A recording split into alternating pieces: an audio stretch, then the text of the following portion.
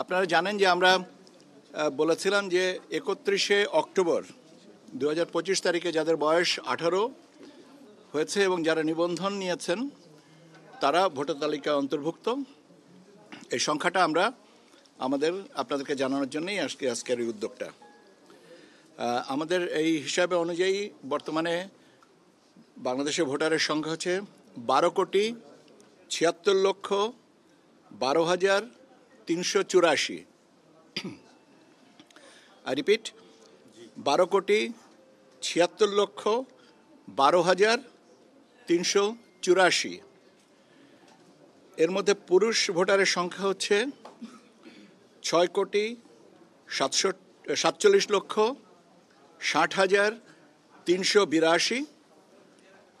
6,47,60,382। আর মহিলা ভোটারের সংখ্যা হচ্ছে 6,28,50,772।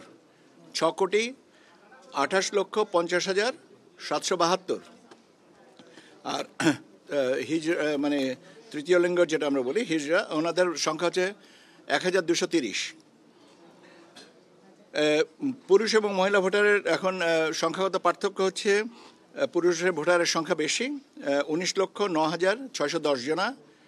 19,09,610 জনা পুরুষ ভোটার আমাদের তালিকায় বেশি।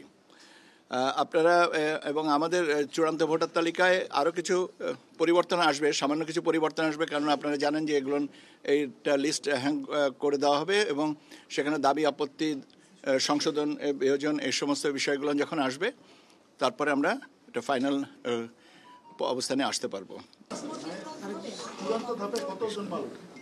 চূড়ান্ত ধাপে কতজন বাড়লো? হ্যাঁ, দেশের মোট ভোটার এখন এই পর্যায়ে মানে আমরা যে 1 সেপ্টেম্বর থেকে আমরা 31 অক্টোবর পর্যন্ত এটা বেড়েছে 13,04,880 জন। 13,04,880 জন এই সংখ্যাটা বেড়েছে ভোটার তালিকায়। যে 31শে অক্টোবর পর্যন্ত বর্ধিত করার সুবাদে এটা বেড়েছে আর কি 13,04,880 জন। প্রথম সেপ্টেম্বর 1 সেপ্টেম্বর থেকে 31 অক্টোবর মানে 2 মাসে।